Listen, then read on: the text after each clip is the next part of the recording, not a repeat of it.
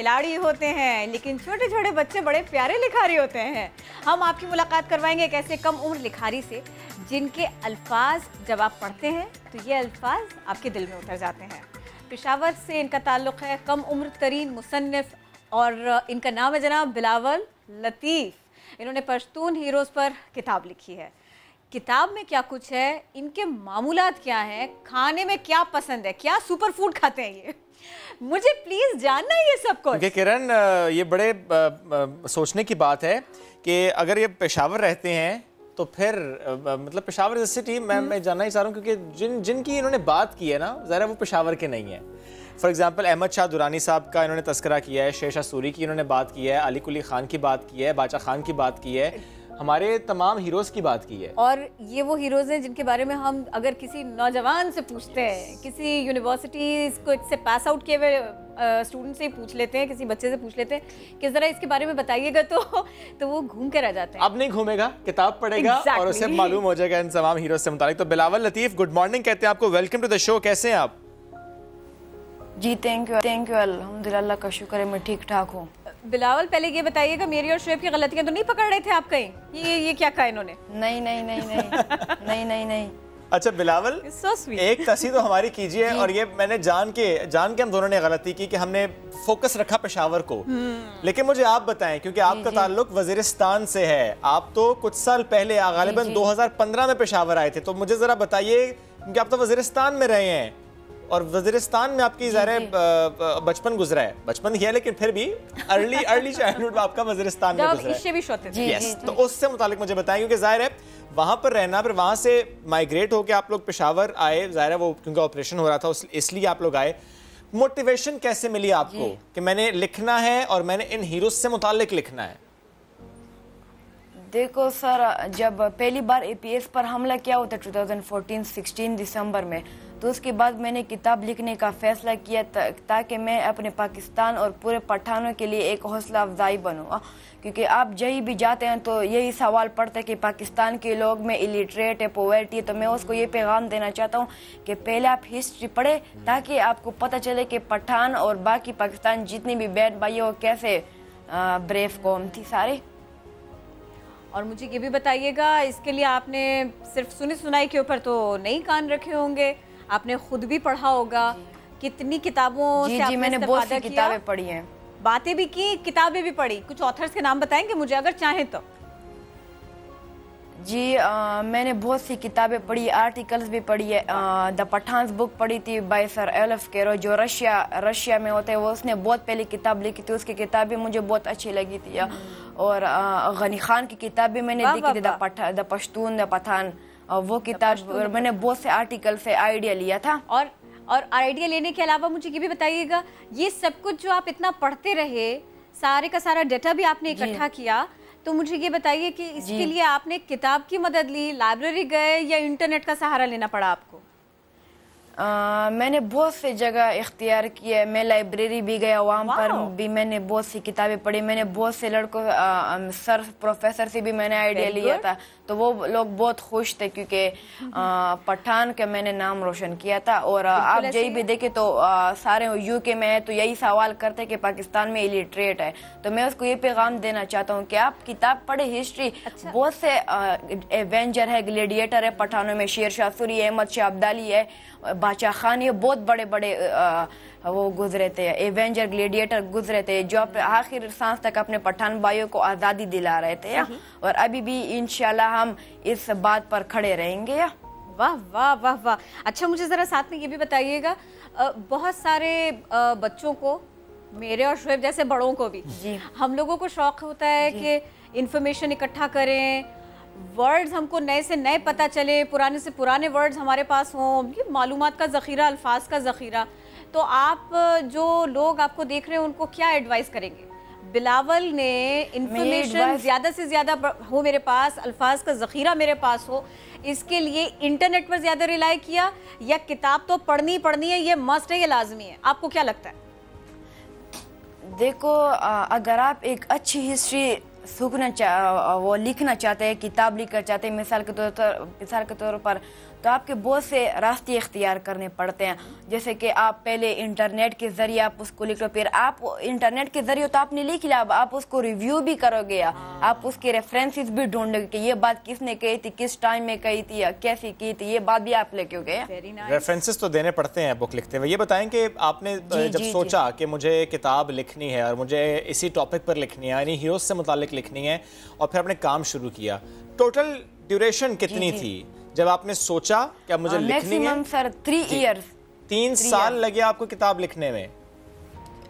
जी, क्योंकि सर मैं हॉस्टल में होता हूँ, मैं स्कॉलरशिप में पढ़ता हूँ आर्मी पब्लिक स्कूल कोहाट में, तो फिर मेरे सब घर वाले इधर पेशावर में आ गए, तो मुझे बहुत कम मौका मिलता था घर आने का, फिर मैं उसी टाइम में किताब लिख लगता। अब आप हॉस्टल में थे तो मैं ये भी नहीं पूछ सकता ना कि घर में किसने मदद की, आप तो अकेले ही सारा कुछ करते रहे, वो लाइब्रेरी जाना हो, वो उस्ताद से मिलना हो। मैं हॉस्टल में भी प्रैक्टिस करता था सर इसकी। और ये बताइए, एक अच्छी किताब लिखने के लिए थोड़ा बहुत ट्रैवलिंग भी करनी पड़ती है, सिर्फ और सिर्फ जी मैंने बहुत से ट्रैवलिंग की थी। ओके, जबरदस्त। और ये ट्रैवलिंग तो आपने पेशावर में बहुत से, जैसे कि पेशावर एक हिस्टोरिकल प्लेस है, तकरीबन ये कुशान एम्पायर का एम्पायर वो क्या था, कैपिटल था 2nd सेंचुरी में। यहाँ पर मैं मस्जिद मोहब्बत खान गुजरा हूँ, म्यूजियम गुजरा हूँ, बहुत से, जैसे कि मैं यहाँ से लेकर तुरखम तक भी गया हूँ, मैंने वहाँ पर हमजा बाबा का मीज़ार भी देखा है, वहाँ पर मैंने बहुत सा जगह एक्सप्लोर किया है। जबरदस्त, पूरी लिस्ट बन चुकी है मेरे पास। And what's next? ये तो आपने लिखा पख्तून हीरोज पर, व्हाट्स नेक्स्ट? जी सर, मैं अभी दूसरी किताब लिख रहा हूँ बलूचिस्तान के बारे में, बलूचिस्तान लैंड और उसकी कल्चर था, वो कैसे उन लोगों ने जंगी लड़ी, क्योंकि बलूचिस्तान भी एक दलेर कौम थी हिस्ट्री में। और मुझे ये भी बताएं, हमारे एक उस्ताद होते थे, अल्लाह बख्शे, तो उन्होंने हमें ये कहा था कि अगर आपको एक किताब लिखनी है तो इसका मतलब ये हुआ कि आपने 1000 किताबें पढ़ रखी हो और 100 किताब आप लिख सकते हो, तो एक किताब होती है। ये उन्होंने मुझे सही इक्वेशन बताई थी या एग्जैजरेट किया था? आप थोड़ा सा बताएं मुझे। बिल्कुल, बहुत सी किताबें पढ़नी पड़ती है। बहुत सी किताबें पढ़नी होती हैं, और उसके साथ में कभी ऐसा होता है कि पढ़ते पढ़ते थोड़े से आप परेशान हो गए और आपने कहा कुछ खा लेता हूँ मैं, थोड़ा सा रेस्ट कर लेता हूँ मैं। मंचिंग के लिए क्या बेस्ट ऑप्शन है? रेस्ट करना पड़ता है। जी बताएं। आपने फेवरेट फूड नहीं बताया ना हमें, जो खाते खाते आप लिखते हैं, ताकि हम समझ पाएंगे ये खाएंगे तो लिख पाएंगे। मेरे फेवरेट फूड बिरयानी है। वाओ, फिर तो आपको कराची आना चाहिए। और बिरयानी की हिस्ट्री भी मुझे पता है, ये पहली बार मुगल एम्पायर में किचन में बनी थी। Okay, wow. और ये यखनी पुलाव था, है ना? जी नहीं, हाँ ये पहले ये था, फिर बाद में जी वो इंडिया में भी होता है, पाकिस्तान में भी, दोनों जगह। एक किताब तो बिरयानी पर भी हो जाए। जी वो तो एक शेफ ही लिखेगा ना वो किताब। ठीक है Bilawal, thank you so very much. हमारे जैसे फूडी होंगे। एग्जैक्टली, हम साथ में बिरयानी खाएंगे और किताब पढ़ेंगे। बहुत शुक्रिया बिलावल, साथ मौजूद थे। It was good to have you on the show. चीन में फंसे पाकिस्तानी स्टूडेंट्स मुश्किलात में घिर गए हैं। डिग्री मुकम्मल हो गई, लेकिन PIA की महंगी टिकट घर वापसी की राह में बड़ी रुकावट बन गई। कोरोना वायरस के महंगे टेस्ट अलग मसला है, यानी इम्तिहान दर इम्तिहान। चीन में फंसे तलबा का कहना है कि PIA हुकाम ने किराया 50,000 से बढ़ाया 1,40,000 तक पहुंचाया। जिंदगी में कोई सहूलत नहीं आके दे रही, ये सब उनका कहना है। तो चीन में फंसे पाकिस्तानी तलबा में से एक हैं अली रजा। हमने कोशिश की कि उनसे राबिता करें, उनसे बात करें, ये जानने की कोशिश करें किन मसाइल से वो गुजर रहे हैं। खुशामदीद कहते हैं आपको। ये फरमाइएगा, क्या पाकिस्तानी सिफारत खाने के साथ आप राबिते में हैं? इससे पहले जब कुछ वो लॉकडाउन और कोरोना और ये सारे मामलात थे, तब तो हमने सुना था कि पाकिस्तानी सिफारत खाना खासा मुतहर्रिक है। तो ये बताइएगा कि क्या अब इस मामले में राबिते नहीं हो पा रहे, वैसे नहीं हो पा रहे जैसा आपका पहले एक्सपीरियंस था? जी, पाकिस्तान खाने के साथ तो हम मुसलसल राब्ते में हैं, लेकिन पाकिस्तानी सिफारत खाने की सारी एक्टिविटी वुहान शहर तक महदूद थी। बाकी शहरों में जो पाकिस्तानी हैं उन तक तो कोई रीच सिफारत खाने की नहीं हुई। हमें एक नोटिस इशू किया गया था कि अगर कोई आप अपना डाटा शेयर करें तो वो हम वक्तन फ़वक्तन भेजते रहे अपने कॉन्सुलेट को भी और अपनी एम्बेसी को भी। लेकिन 20 जून के बाद से, जब से कमर्शियल ऑपरेशन स्टार्ट हुआ है, सिफारत खाना जब भी हम रब्ता करते हैं वो कहते हैं जी आप PIA से डायरेक्ट रब्ता करें, हम इस सिलसिले में कुछ नहीं कर सकते। आपके पास खाने को भी जी अली, आपके पास पीआईए के अलावा भी कोई ऑप्शन है? नहीं सर, कोई इंटरनेशनल फ़्लाइट नहीं है, कोई चाइनीज़ फ़्लाइट नहीं है। इसके अलावा एक बस सर्विस शुरू की गई थी पिछले साल, वो भी बंद है। पीआईए की एक सिंगल फ़्लाइट है जो एक वीक में एक बार ऑपरेट होती है पूरे चाइना के लिए, और वो भी सिर्फ बीजिंग कैपिटल से। आप साउथ चाइना में कहाँ पर हैं? बस साउथ चाइना में, साउथ साइड पे। और आपके पास बाय रोड आने का ऑप्शन इसलिए नहीं है क्योंकि सफ़र इस वक्त हो नहीं सकता, अदरवाइज तो साउथ से आना ज़्यादा आसान है by road. Sir by road हो सकता है, लेकिन ये कोविड-19 की वजह से गवर्नमेंट ने बॉर्डर बंद किया हुआ है। ओके। सिर्फ कार्गो चल रही है, पैसेंजर बसेस जो है ना वो अलाउड नहीं है। जैसे इंटरनेशनल फ्लाइट अलाउड नहीं है, उसी तरह बसेस भी अलाउड नहीं है। अच्छा अली, सफर का तो जाहिर है ठीक है, ये तो ऑप्शन फिर नहीं है आपके पास अली। लेकिन मुझे ये बताएं कि जब से कोरोना आया, क्योंकि ज़ाहिर है सबसे पहले कोरोना वुहान और फिर चाइना में फैला और उसके बाद पूरी दुनिया में, जब से कोरोना आया और जब से सफरी पाबंदियां लगीं, जब से मुश्किलात का सामना करना पड़ा, तब से लेकर अब तक आपने क्या डे वन से ये सोचा कि मुझे वापस जाना है पाकिस्तान और मैं कोशिश करूं, या कि अब आके आपने सोचा जब कमर्शियल परवाज शुरू हुई है? नहीं सर, हम लोग तो यहाँ थे, हमारी डिग्रीज उस वक्त तक कंप्लीट नहीं थी। ओके। तो हम वेट करते थे कि जब हमारी डिग्रीज कंप्लीट हों। 15 जुलाई हर साल यहाँ पे डिग्री कंप्लीशन टाइम होता है, तब तक हमारे पास वीज़ाज़ भी थे, स्कॉलरशिप, तो हम सर्वाइव कर रहे थे। पिछले महीने ये सारी इन्फॉर्मेशन हमने एम्बेसी अथॉरिटीज़ को भी और पीआईए अथॉरिटीज़ को भी भेजी कि 15 तारीख से यूनिवर्सिटीज़ बंद हो जाएंगी, स्टाइपेंड बंद हो जाएंगे, ग्रेजुएट स्टूडेंट जो हैं वो फंस जाएंगे। लेकिन उसका रिज़ल्ट ये हुआ कि अब ये जो आखिरी 10 दिन हैं, पिछले 7 तारीख से लेके 22 तारीख तक पीआईए की कोई फ़्लाइट नहीं है, और 22 तारीख की जो फ़्लाइट है उसकी अभी तक बुकिंग स्टार्ट नहीं हुई।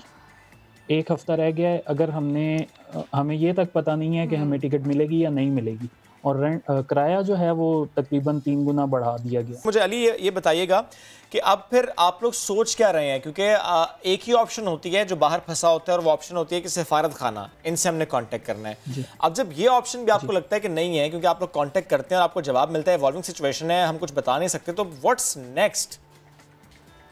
सर क्या कह सकते हैं, पीआईए से रब्ता करते हैं, एक फ़्लाइट है एक वीक में पूरे चाइना के लिए, हज़ारों एप्लीकेंट्स हैं, फिर बिज़नेस कम्युनिटी भी है, और जितनी ये टिकट प्राइस बढ़ाते जा रहे हैं उससे तो ये लगता है कि ये स्टूडेंट्स को कोई प्रेफरेंस नहीं दे रही है। अली अब ज़रा ये जो टिकट प्राइस बढ़ने का मामला, ये तो पूरी दुनिया में इस तरह से, जो दुबई में फंसे हुए थे वो जो पाकिस्तान आए, टिकट उनकी भी ज़्यादा थी, तो ये एक मसला तो है, लेकिन स्टूडेंट्स को फैसिलिटेट इस मामले में करना चाहिए। हाँ, कोई जॉब कर रहे हैं, कोई वहाँ पर बिजनेस के सिलसिले में गया हुआ है, उसके लिए अफोर्डेबिलिटी उतना बड़ा इशू नहीं है, लेकिन एक स्टूडेंट के लिए बहरहाल ये बहुत बड़ा इशू है और इसको एड्रेस होना चाहिए, और ये पाकिस्तान को एड्रेस करना है, हमारे सफारत खाने को एड्रेस करना है, ये बहुत ज़रूरी बात है, इसको एड्रेस होना चाहिए। अली साथ मौजूद थे आप, हमारी उम्मीद है कि आपकी आवाज़ जो मुतालिका डेस्क है उस तक पहुंचे और वो इस पर एक्शन लें, और आप लोग जितने भी वहाँ फंसे हुए हैं, रफली 1000 स्टूडेंट्स जो ग्रेजुएट हुए हैं इस मंथ, उन सबको पाकिस्तान वापस आना है। ज़रा उनकी फैमिलीज भी परेशान होंगी कि अब वो वहाँ पर फंसे हुए हैं, स्टाइपेंड बंद, स्कॉलरशिप्स बंद, रेंट उन्होंने देना है, उन्होंने अपना गुजारा करना है, और कैसे करेंगे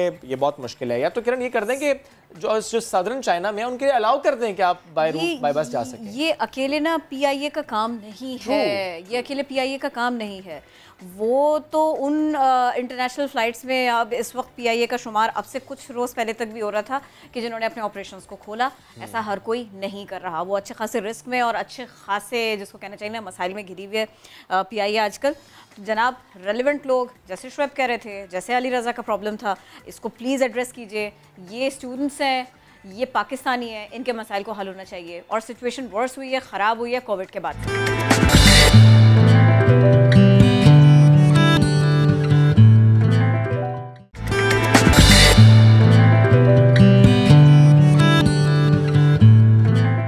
बात करते हैं एक ऐसे मामले की कि जो बड़ा रूटीन बनता चला जा रहा है और उसके कुछ असरात भी सामने आने लगे हैं। आमतौर पर ये देखा गया है और ये कहा जाता है, बाज़ औक़ात ऐसा लगता है कि वालिदैन के जो मोबाइल फ़ोन का इस्तेमाल है, इसका असर बच्चों पर पड़ता है। वालिदैन से उनका ताल्लुक़, उनका पेरेंट्स के साथ में वक्त गुजारना, फिर उनके जज्बात, इस सब पर मनफी असर पड़ता है। लेकिन ऑस्ट्रेलिया में एक तहक़ीक़ हुई है और इस मफरूज़े को रद्द कर दिया गया है। स्कूल ऑफ साइकोलॉजी के रिसर्चर्स ने वालिदैन से मुताल्लिक़ एक सर्वे किया, इसका जायज़ा लिया, और स्मार्टफ़ोन के इस्तेमाल के 12 मुख्तलिफ़ पैमाने भी टेस्ट किए गए। इस सब का मकसद क्या था जी? इसका मकसद ये जानना था कि क्या स्मार्टफोन का इस्तेमाल और बच्चों की परवरिश करने में कोई मामला ऐसा है कि इसमें कुछ लिंक है, ये क्या मामला ये जुड़े हुए एक दूसरे से? तो नतीजा क्या निकला जी? इन दोनों बातों का आपस में बराह रास्त कोई ताल्लुक नहीं है। एग्जैक्टली किरण, हम जब भी इस टॉपिक पे बात करते आए तो हमने यही बात की कि जब पेरेंट्स यूज़ करते हैं फ़ोन तो बच्चे तो कॉपी करते हैं, और दूसरा हमने ये बात की कि इससे रिलेशनशिप्स जो है वो मुतासर होते हैं। हमने हमेशा ये बात भी की कि जब हम फ़ोन का एक्सेसिव यूज़ करते हैं तो उससे हमारे ब्रेन में वो जो ट्रिगर होता है वो उस ट्रिगर को लिंक किया जाता है कि जब कोई नशा करता है उस वक्त जो एंजाइम्स रिलीज़ होते हैं, जो ट्रिगर होता है वो बिल्कुल वैसा ही है जैसा कि फ़ोन का यूजेज। इस एडिक्शन पर हमने बात की, लेकिन अब जो ये रिसर्च हुई है ये तकरीबन 3600 पेरेंट्स पर ये रिसर्च की गई है, और इसको इन्होंने कहा है कि कोई ताल्लुक नहीं है इसका, या अगर है तो उसका जो प्रोपोर्शन है वो बहुत कम है। तो वो रोल ऑफ पेरेंटिंग पे जब हम बात करते आए और हमने यूज़ ऑफ फ़ोन की बात की तो हमने जिस तरह से बात की ये उससे बहरहाल 180 डिग्री जो है वो ऑपोजिट है। तो we thought to discuss it more, और इसी पर हम बात करेंगे। माहिर नफ्सियात डॉक्टर आयशा शाहिद ने हमें ज्वाइन किया है। डॉक्टर साहिबा, बहुत शुक्रिया आपके वक्त का। आपने भी रिसर्च देखी होगी, क्या इस रिसर्च को हम पाकिस्तान पर अप्लाई कर सकते हैं? पहले तो मुझे ये बताइएगा। अस्सलाम वालेकुम, thank you very much for inviting me on the show. और रिसर्च जो आपने अभी बताई है बहुत मज़े की है, मैंने भी पढ़ी है रिसर्च पहले भी है। लेकिन यहाँ पे एक चीज़ देखने की बहुत ज़रूरी है कि जब भी हम तहकीक के बारे में बात करते हैं ना, हम हमेशा कहते हैं कि मुख्तलिफ रिसर्चेस होनी चाहिए, ढेर सारी तहकीक होनी चाहिए, तब हम किसी चीज़ को लागू करते हैं पॉपुलेशन के ऊपर। ये एक ही तहकीक है और इसमें ये रिजल्ट्स आए हैं जो कि बिल्कुल कारगर होंगे और बिल्कुल किसी चीज़ की नुमाइंदगी कर रहे होंगे, लेकिन अभी उसको पूरी पॉपुलेशन या पूरी वर्ल्ड पे लगाना या उसके ऊपर जनरलाइज करना शायद इसमें अभी बहुत जल्दी कर रहे हैं, तो ये नहीं करने की जरूरत नहीं। वो तो वो खुद भी कह रहे हैं डॉक्टर साहिबा, वो तो वो खुद भी कहते हैं, वो रिसर्च के एंड पर वो खुद भी कहते हैं कि अभी इसको हम इस तरह जनरलाइज भी नहीं कर सकते, और दूसरा उन्होंने कहा कि बहुत कम एविडेंस है, इसको वो खुद भी कह रहे हैं, लेकिन एविडेंस है बहरहाल। बिल्कुल। पता है क्या, यहाँ पे एक चीज़ ये भी देखने की ज़रूरत है कि अब पाकिस्तानी और अगर बाहर के वेस्टर्न कल्चर की बात करें तो कल्चर में एक डिफरेंस भी बहुत ज़्यादा आ जाता है। फर्स्ट करें, अगर हम एक डेवलपिंग कंट्री हैं और एक हम फर्स्ट वर्ल्ड कंट्री से जो कि तरक्की याफ्ता मुल्क है उससे कंपेयर कर रहे हैं, तो वहाँ पे जो बच्चा है उसकी नशोनुमा के लिए, उसकी अपब्रिंगिंग के लिए, उसकी लर्निंग के लिए उसको बहुत ज़्यादा मौके मिलेंगे। तो वहाँ पर अगर शायद पेरेंट्स जो हैं वो अपनी चीज़ में या अपने फ़ोन में मशगूल हैं भी, तो शायद बच्चा किसी और चीज़ से कंपनसेट कर रहा है। लेकिन हमारे माशरे में जहाँ पर बच्चे के पास मौके कम हैं, बच्चे के पास एक स्कूल है, दरसगाह होती है, एक घर का माहौल होता है, तो वहाँ पर उसके पास मौके कम है कि वो शायद लर्निंग कर सके, तो वहाँ पर उसको माँ बाप की तवज्जो ही ज़्यादा चाहिए होती है प्रॉपर्टी। एक बात और भी हमारे माशरे में बात भी मुकम्मल कीजिएगा, एक पहलू और भी, एक नुक्ता और भी है। हमारे यहाँ ज़्यादातर ऐसा है कि ये जो मोबाइल फ़ोन है इसका इस्तेमाल इसलिए भी हो रहा है कि मुझे दुनिया का और कोई मसला नहीं देखना, मुझे और किसी चीज़ पे फोकस नहीं करना, मेरा कुछ वक्त जो है ना वो बहुत बेहतर गुजरे, वो मम्मा यूज़ कर रही हो, वो बाबा यूज़ कर रहे हो। तो इसका मतलब ये हुआ कि प्रायोरिटी डिपेंड्स, और फिर उसके बाद में बच्चा वही पिक कर रहा है, कुछ नहीं सुनना मुझे, ये वाला एटीट्यूड।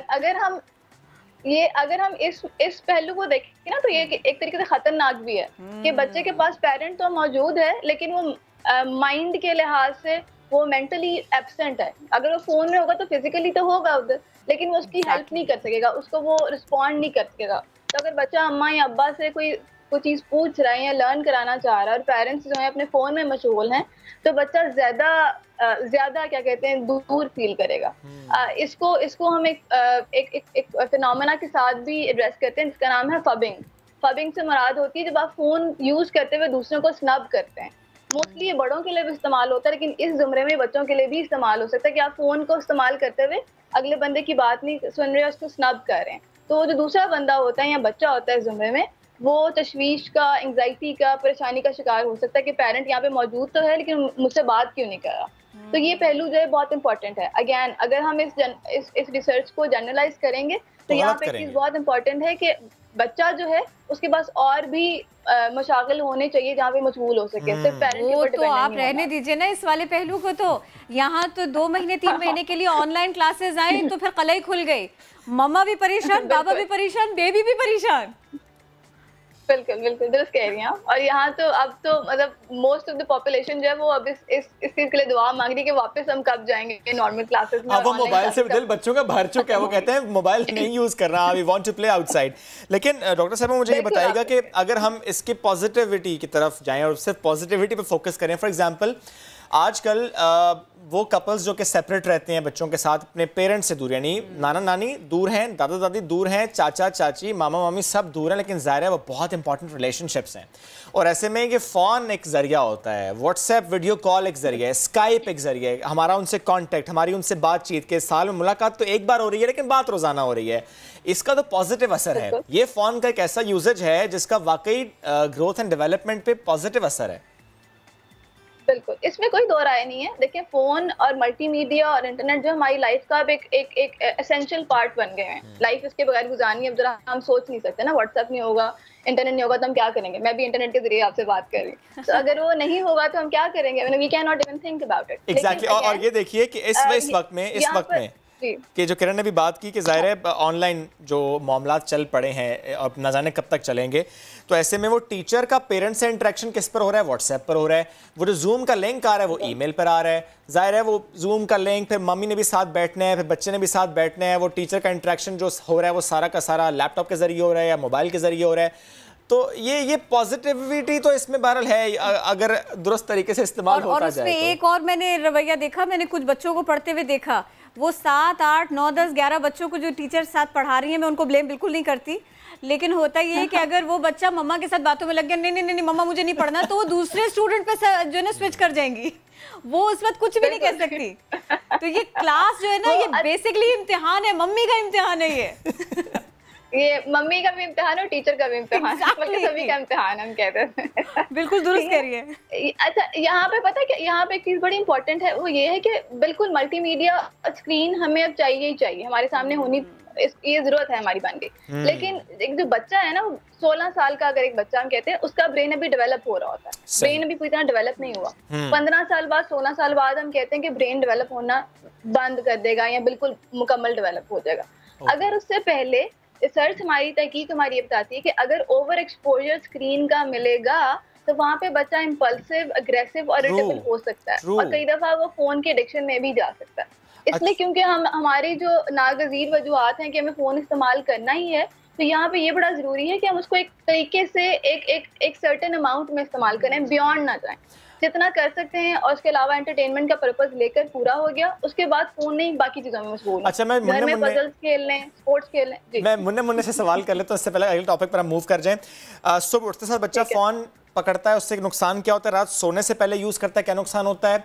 बच्चे की मिनिमम एज क्या होनी चाहिए जब पहली बार उसका स्क्रीन एक्सपोजर हो? और इसके साथ साथ डेली रूटीन क्या हो? इतने घंटे फोन, इतने घंटे खेलकूद, इतने घंटे यानी 15 मिनट्स अगर कंटिन्यूटी में उसने फोन देखा है तो अब उसे उठना है, उसे वॉक करनी है, एक कंटिन्यूटी नहीं रहनी चाहिए इसमें। ये प्लीज इन सारों का एड्रेस कीजिएगा। जबरदस्त। मैं सबसे पहले एक सवाल का जवाब देने लगी कि रात को सोने से पहले फोन एक लिमिट के बियॉन्ड नहीं इस्तेमाल करना चाहिए। जब हम सोने लगते हैं तो हमारी बॉडी रिलैक्स हो रही होती है। जब आप अपने सामने स्क्रीन लेकर आते हैं तो हमारी जो आंखों की पुतलियां हैं वो डायलेट हो जाती हैं, वो अलर्ट हो जाती हैं। और जब हम अलर्ट होंगे तो हमारा ब्रेन ये सिग्नल लेता है कि यहाँ पे अब जागते रहना, सोने की जरूरत नहीं। हाँ, जागते रहना। बड़ों के साथ भी यही होता है, अगर हम फोन इस्तेमाल करें तो हमारी नींद उड़ जाती है। बाद में कहते हैं नींद नहीं आ रही थी, असल में वो फोन पास से जा नहीं रहा था। आप सुबह के वक्त का बताएं, उठते साथ फोन चाहिए जी? उठते साथ ही फोन नहीं चाहिए। फोन को बच्चे को यूज करने की जरूरत नहीं है, बच्चे को इस वक्त एक्टिव होना चाहिए ताकि वो एनर्जाइज हो और अपने पूरे दिन को एक सर्टेन तरीके से लेकर चल सके। एक और चीज जो आपने मुझसे पूछी कि बच्चे की एज क्या होनी चाहिए, साइंटिफिकली हम कहते हैं कि 5 साल 4-5 साल के बच्चे को फोन आपने नहीं पकड़ाना। 4-5 साल तक फोन नहीं देना। साइंटिफिकली हम ये कहते हैं। प्रैक्टिस जो हो रही है वो 2 साल का काका जो है वो दूध नहीं पीता फोन देखे बगैर। उसको खिचड़ी खिलाने के लिए उसको स्क्रीन दिखानी पड़ती है। उस बेबी का क्या, उसकी मम्मी का क्या, ये प्रॉब्लमेटिक है। मैंने वहाँ बहुत प्रॉब्लमेटिक है, लेकिन अगेन अगर आप बच्चे को दे भी रहे हैं तो हम कहते हैं कि 1 घंटे 1.5 घंटे से बियॉन्ड उसका यूज नहीं होना चाहिए। क्योंकि इस तरह की वजूहात हैं जहाँ पर हमें लैपटॉप की भी जरूरत है, फोन की भी जरूरत है, तो वहाँ पर आप पेरेंट्स के लिए बहुत मुश्किल है। मैं एग्जैक्टली आपसे यही पूछना चाहती थी। मैं ये पूछना चाहती थी कि सारी दुनिया में जहाँ पर एक दूर दराज इलाके में भी एजुकेशन हो, वहाँ स्कूल नहीं है, एजुकेशन फिर भी हो, उसके लिए इसी इंटरनेट का इस्तेमाल किया जा रहा है, ऐसे ही टैब्स का इस्तेमाल किया जा रहा है, ऐसे ही मोबाइल का इस्तेमाल किया जा रहा है और इसका फ़ायदा उठाया जा रहा है। हमको अभी थोड़ा टाइम है कि हम इसके फ़ायदे तक पहुँचें और इस दरमियान हमारे यहाँ काफ़ी कुछ हो रहा है, तो हमें इसके ऊपर काम करने की ज़रूरत है, इसे पॉजिटिवली देखने की ज़रूरत है। बिल्कुल ऐसे ही है, सही कह रही हैं आप। हाँ, ये जो आपने मेरे साथ और किया ना यहाँ पर ये है ना कि अगर हम फ़ोन इस्तेमाल कर रहे हैं पढ़ाई के लिए, लर्निंग के लिए, तो उसकी एक लिमिट होगी और उसके बाद खेलने की एक लिमिट होगी। गेम्स जो है ना उनमें जो मवाद आता है ना बहुत ज़्यादा रिफ्लेक्सेस को तेज करता है, कलर चेंज हो रहे होते हैं, आप अलर्ट मोड पे होते हैं, तो उसका ब्रेन पर डिफरेंट असर होता है। पढ़ाई में तो आप मतवातर तरीके से क्लास ले रहे हैं ना, वो और चीज़ है, लेकिन जब आप अपने गेम में इमर्स हो जाएंगे उसका ब्रेन पर डिफरेंट इफेक्ट होगा। अच्छा, उसकी चीज उसको लिमिट करना बहुत जरूरी है, बहुत जरूरी है। डॉक्टर साहब एक मेरे बड़े अच्छे दोस्त हैं, उन्होंने एक बात मुझे कही और वो सुन के ना मैं थोड़ा परेशान हो गया। मैंने सोचा मैं आपसे उस पर कमेंट ले लेता हूँ।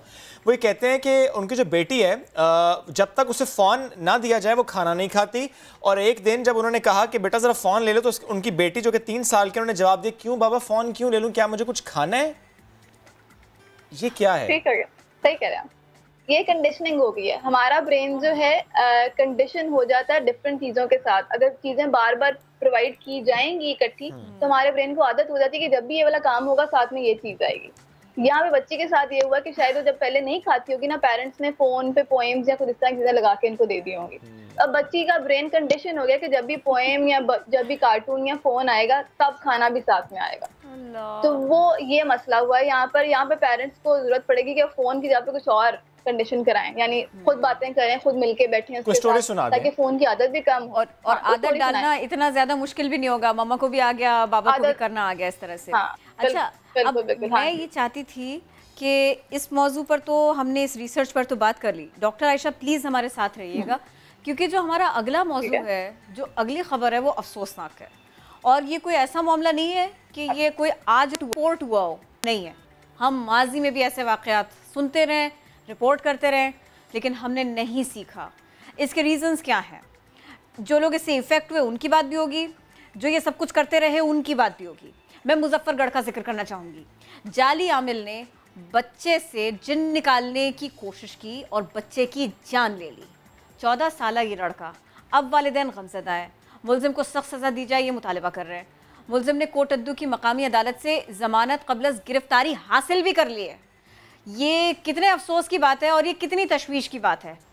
ये जो आपने मामला उठाया ना इस वक्त, ये बहुत ज़्यादा लिटरली संगीन मामला है। और क्योंकि मैं माहिर नफ्सियात हूँ तो मेरे शोबे में ये चीज़ नज़र आती रहती है। यहाँ पे सबसे बड़ा जो मसला है वो ये कि एजुकेशन की, हमारी अवेयरनेस की बहुत ज़्यादा कमी है, बेसिक हेल्थ के मामलात में भी और बाकी और इशूज़ के बनवाने में। जैसे आप देख लें, कोविड के लिए मास्क पहनने के लिए कितना ज़्यादा हमें एक समझने की कैंपेन चलानी पड़ी कि मास्क पहनना ज़रूरी है, क्योंकि एजुकेशन का बहुत ज़्यादा फुकदान है। बेसिक अवेयरनेस ही नहीं है तो लोगों को पता ही नहीं होता कहाँ जाना है। सही। और सबसे इजी लोगों के लिए जो नॉलेज का सिस्टम होता है वो ये होता है कि वो इन आमिल बाबा या इन लोगों के पास चले जाया करें। मोस्टली लोग हमारे पास भी जो किसी साइकोलॉजिकल इशू के साथ आते हैं, चाहे वो बेसिक डिप्रेशन का ही केस क्यों ना हो, मोस्टली लोग जो पीछे से आ रहे हैं, जो उन इलाकों से आ रहे हैं जहाँ पे बहुत ज़्यादा अवेयरनेस नहीं है, पढ़ाई नहीं है, वहाँ पर वो लोग पहले आमिल वगैरह से होकर ही हमारे पास आते हैं। डॉक्टर बिल्कुल एंड पे आता है, पहले वो अपने सारे टोटके कर चुके होते हैं, तावीज़ वगैरह यूज़ कर चुके होते हैं, फिर जाके जब उससे भी कुछ नहीं बनता तो फिर वो डॉक्टर, बल्कि मामलात उस वक्त ज़्यादा ख़राब हो चुके होते हैं, बहुत ख़राब हो चुके होते हैं। और वो it's all about awareness, it's all about awareness. इतनी अवेयरनेस कैंपेन्स के बावजूद इट्स ऑल अबाउट अवेयरनेस, क्योंकि जितना काम होना चाहिए और जिस लेवल पर काम होना चाहिए, नेशनल लेवल पर काम होना चाहिए, उस तरीके से काम हो नहीं रहा है। डॉक्टर आयशा बहुत शुक्रिया, साथ मौजूद थी आप और आपने हमसे गुफ्तगू की। और इससे पहले जो रिसर्च थी उसका तो हमने कहना चाहिए तिया पांचा किया, क्योंकि उस रिसर्च को हमने बिल्कुल खातिर में हम लोग नहीं लाए, हम अपने टॉपिक पर ही रहे कि नहीं ब्रेक लेंगे, आज ब्रेक लेते हैं, वापस आते हैं जनाब।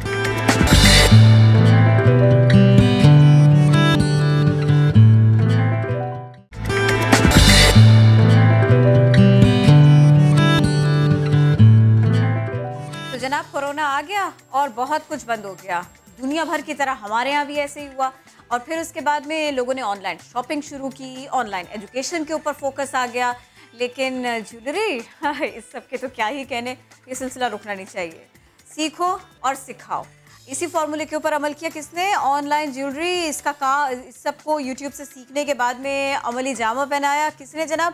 खदीजा हसन ने। तो हमने सोचा कि आज हम इनको अपनी मेहमान बनाते हैं। अस्सलाम वालेकुम, कैसी हैं आप? वालेकुम अस्सलाम, मैं ठीक ठाक अल्हम्दुलिल्लाह। अच्छा चलिए ये बताइए ज़रा हमें कि सीखें और फिर उसके बाद में सिखाएं, ये सारे का सारा सफ़र कैसा रहा? किन मटेरियल्स के ऊपर काम करती हैं ख़ास तौर से ना, मुझे ये ज़रूर बताइए आप।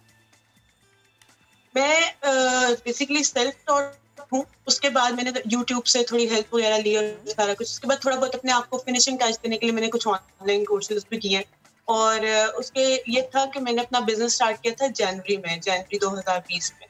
तो मुझे मेरी जो बिजनेस थे उसके साथ मैंने ये सोचा हुआ था कि मैं कुछ वर्कशॉप्स दूंगी लड़कियों को, ख़वातीन को जो सीखना चाहती हैं। लेकिन उसमें जब से कोविड-19 आ गया और वो सारी एग्जीबिशंस और सारी चीज़ें साइड पे रह गई, तो फिर मैंने ये सोचा कि क्यों ना ऑनलाइन काम किया जाए और ऑनलाइन लोगों को सिखाया जाए सारा कुछ। तो खुद तो आपने जनवरी 2020 से पहले सब कुछ सीखा, आपने कोर्सेज भी किया और अब आप ज़ाहिर सिखा रही हैं। जो ख़वातीन सीखना चाहती हैं वो आपके पास क्यों और कैसे हैं? क्यों का सवाल इसलिए कि जिन ऑनलाइन कोर्सेज का हवाला आपने दिया वो तो ज़ाहिर कर सकते हैं, यूट्यूब है, एक्सेस है सबके पास। आपके पास सहूलत क्या है? कोई आपने ऐसे अच्छे लेसन्स बनाए हुए, बड़े शॉर्ट लेसन्स के क्विकली सीख लेते हैं?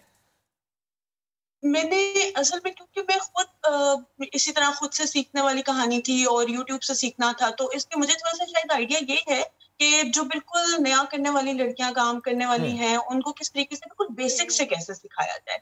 मतलब मैं इयरिंग्स की बेस तक खुद बना रही हूँ और हर चीज जो उनसे टस्टर्स लटक रहे हैं, तो वो मुझे लगता है कि मैं उनको बेहतर तरीके से और कैसे कोई कैसे आपसे कांटेक्ट कर सकता है सीखने के लिए? जी, कोई कैसे आपसे कांटेक्ट कर सकता है? जी जी।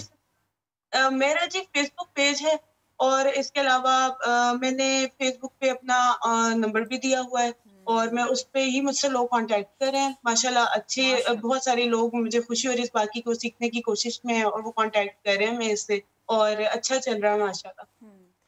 वो तो अच्छा चल रहा है। ये मुझे बताए ना, मटेरियल्स बताए ना आप किन किन के ऊपर काम करती हैं, और ये कि ये सब कुछ घर में करना आसान नहीं होता, तो फिर उसके लिए आप क्या करती हैं? औजार होते हैं मुख्तलिफ या कुछ मशीन? मैंने मटेरियल का एहसास था कि मुझे पहले तो मैंने अपने घर के जो टूल्स होते हैं उनमें से देखा, जो मुझे प्लायर्स वगैरह की जरूरत थी, मैंने उसमें से निकाले, सारा कुछ इस्तेमाल किया। कुछ आपके पास घर में जिस वक्त आप काम शुरू करते हैं तो पहले आप ये देखते हैं कि मेरे पास घर में क्या क्या चीजें हैं। तो मेरे पास भी इसी तरह से बहुत सारे मोती और इस तरह की चीजें थी जो कि मैं ज्वेलरी में इस्तेमाल कर सकती थी। फिर उसके बाद मैंने थोड़ा सा ये करना शुरू किया, सर्च करना शुरू किया कि मुझे कहाँ से चीजें मिलेंगी। मैंने खुद तो वैसे बाजारों में घूम फिर के बहुत सारी चीजें ऐसे इकट्ठी की। लेकिन फिर फॉर्चुनेटली जब मैंने इसमें काम शुरू किया तो मुझे पता चला कि यहाँ पे पिंडी इस्लामाबाद में तो बहुत सारी सप्लायर्स हैं जो कि इस तरह की चीजें आपको फराहम करती हैं और बड़े अच्छी कीमत पे फराहम करती हैं। तो फिर उनके साथ अच्छे टर्म्स हुए। अब मेरी बहुत सारी स्टूडेंट्स मिलके उन्हीं लोगों से ले रही हैं, उन्हीं सप्लायर्स से ले रही हैं, जिन सप्लायर्स से मेरी वो बड़ी रीजनेबल। कितनी स्टूडेंट्स? जी, कितनी स्टूडेंट्स, कितनी खवातीन ऐसी हैं, कितनी लड़कियां ऐसी हैं कि जिनको आपने सिखाया? कुछ बताए तो सही। मेरे पास अभी तो, क्योंकि मैंने मंडे से स्टार्ट किया है और मेरे पास माशाल्लाह 5 स्टूडेंट्स अभी हैं और इसके बाद हम ईद के बाद जो मेरे पास 3 बेसिकली कोर्सेज हैं। तो अभी मैं एक कोर्स करवा रही हूँ, मैं 1 by 1 कोर्सेज करवा रही हूँ। फिर उसके बाद जो बाकी एनरोलमेंट है वो ईद के बाद है, वो वायर ज्वेलरी की कोर्स की होगी। तो अभी फिलहाल 5 स्टूडेंट्स हैं माशाल्लाह और 1-2 दिन से और लोग साथ एनरोल कर रहे हैं। अच्छा, आपका क्या आइडिया है? कोई खातून या कोई लड़की अगर सीखती है आपसे या फॉर दैट मैटर यूट्यूब से किसी ऑनलाइन कोर्स करने के बाद, कितने घंटे वो इस पर लगाए और कितना कमा सकती है? पोटेंशियल कितना है इसमें? पोटेंशियल की बात ये है जी कि जब मैंने भी शुरू किया था तो मुझे पहले 2-3 महीने तो बहुत बहुत मेहनत करनी पड़ी। और मतलब मुझे उस पर बहुत ज्यादा फैमिली में सिर्फ रिस्पॉन्स आता था और बाहर के लोग, अननोन लोग, बहुत कम लोग थे जिन्होंने मुझ तक मेरे से कांटेक्ट किया। लेकिन फिर आहिस्ता आहिस्ता, क्योंकि मेरे दिन में तकरीबन 4 से 5 घंटे लगते हैं कामों पे और उसमें मुख्तलिफ चीजें मैं बनाती रहती हूँ और फिर उनको डिस्प्ले करती हूँ और फिर उसके बाद उस पर अब आकर माशाल्लाह अच्छा रिस्पॉन्स आता है। बल्कि ये एक बड़ा अच्छा, मैं तो इस चीज को इसीलिए ऑनलाइन मैंने क्लासेस देनी शुरू की है क्योंकि ये एक बड़ा अच्छा बिजनेस है, खासतौर पर लड़कियों के जो घर से बाहर नहीं जाना चाह रही हैं या जो घर से बाहर जाके काम करने की जिनके पास इस वक्त ऑप्शन वैसे भी नहीं है बाहर जाने की ड्यू टू कोविड-19। पाकिस्तान में ये काम हो, ख़वातीन ये ज्वेलरी डिज़ाइन भी करें, बनाएं भी, ऑप्शन है कि हम बाहर भी क्लाइंट्स को दे सकें? यानी इतनी अच्छी ज्वेलरी ऑनलाइन सीखने के बाद बन सकती है, मटेरियल जो अब मिलता है उसके बाद बन सकती है, और रिस्पांस क्या आता है जब आप डिस्प्ले करती हैं? पाकिस्तान के अंदर कितना बेहतर, कितना अच्छा रिस्पांस, और पाकिस्तान के बाहर कितना इंटरेस्ट होता है लोगों का, वो भी बता दीजिएगा। पाकिस्तान के अंदर तो खैर माशाल्लाह बहुत ही अच्छा रिस्पांस आ रहा है। इसकी क्या वजह है? क्योंकि कोविड-19 की वजह से लोग बाहर नहीं निकल पा रहे, तो उनके लिए ये बहुत ही मतलब आसान है कि वो ऑनलाइन ऑर्डर करें और उनको चीजें मिल रही हैं। जहाँ तक बाहर की बात है, बाहर के ममालिक की बात है, वहाँ पे अभी फिलहाल मुझे वहाँ से 1 या 2 ऑर्डर्स आए, ज्यादा अभी नहीं आए। अभी तो वैसे भी स्टार्ट है। एक बहुत बड़ा जो मैटर था वो ये था कि मैं चीजें वहाँ पे भिजवा नहीं पा सकती थी अभी कुछ मंथ्स पहले तक। अब आकर दोबारा से कुरियर सर्विसेज ने 1-2 महीने से 1.5 महीने से दोबारा से काम स्टार्ट किया, तो उसमें ये ब्रेक जो आया ना, इसकी वजह से थोड़ा मसला हुआ है। लेकिन अदरवाइज पाकिस्तान में तो माशाल्लाह बहुत अच्छा है। That's great. चलिए जी, बहुत अच्छा काम आप कर रही हैं, और ये उससे भी अच्छी बात है कि आप सिखा भी रही हैं। आपने इस हुनर को अपने तक महदूद नहीं रखा, आपकी ख्वाहिश, आप चाहती हैं कि और भी ख़वातीन ये सीखें और उससे कमाएं। बहुत शुक्रिया। खदीजा साथ मौजूद थी, हमसे गुफ्तगू कर रही हैं।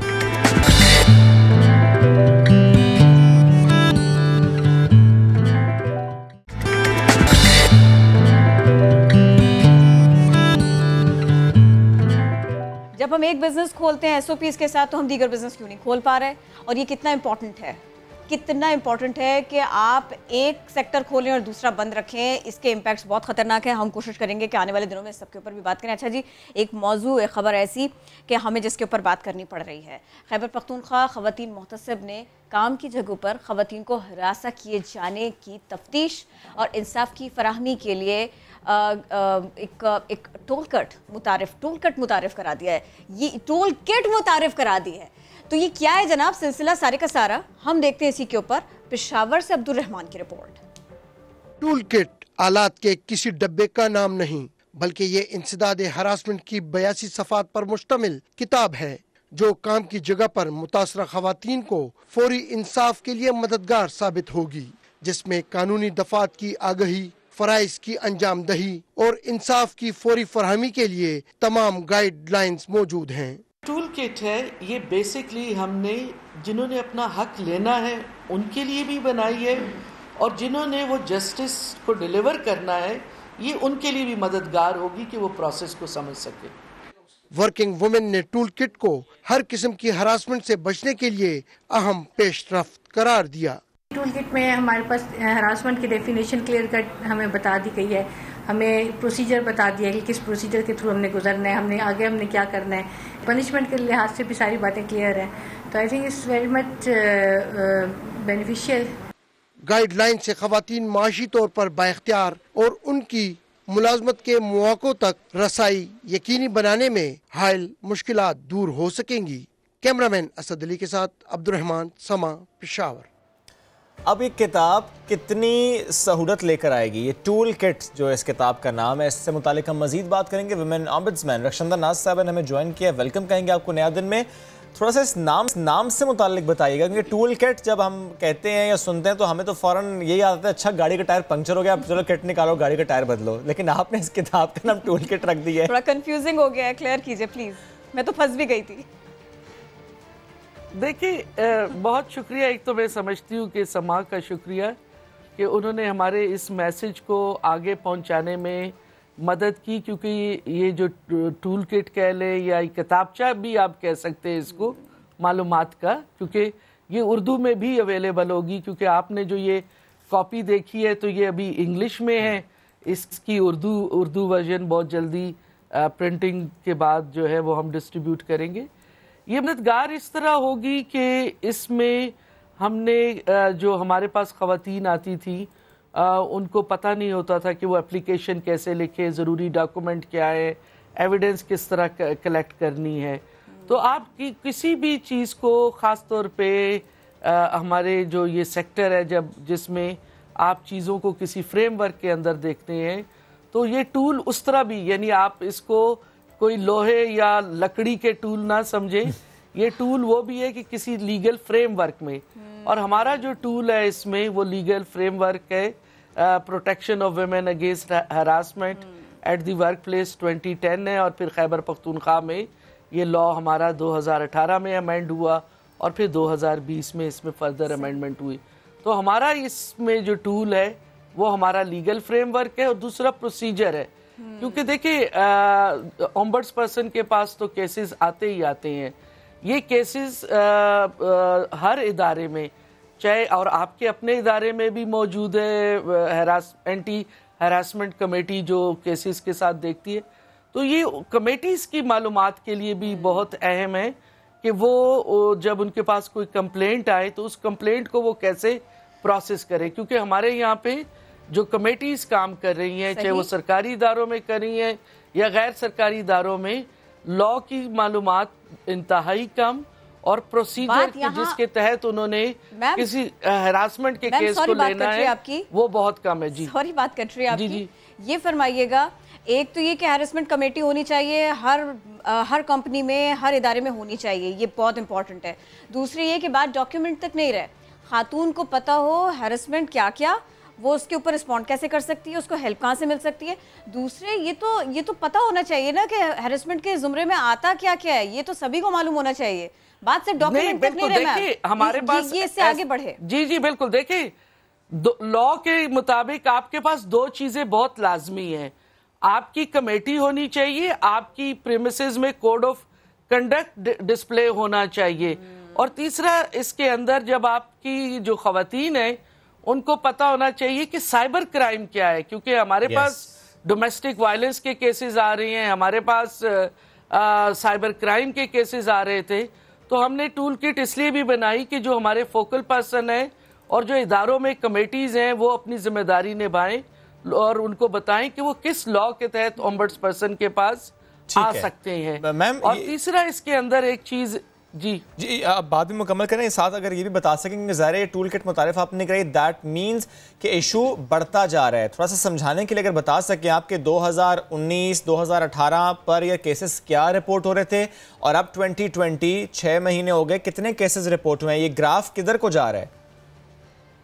जी हमारे पास जो केसेस, क्योंकि इसके लिए हमने कंप्लीट एक डेटाबेस भी बनाया है जो कि ओम्बड्स पर्सन के ऑफिस में इस ट्रेंड को हम देखना चाहते थे कि केसेस कहाँ से आ रही हैं, किस टाइप की हमारे पास आ रही हैं, केसेस की नौयत क्या है, किस इंस्टीट्यूशन से है।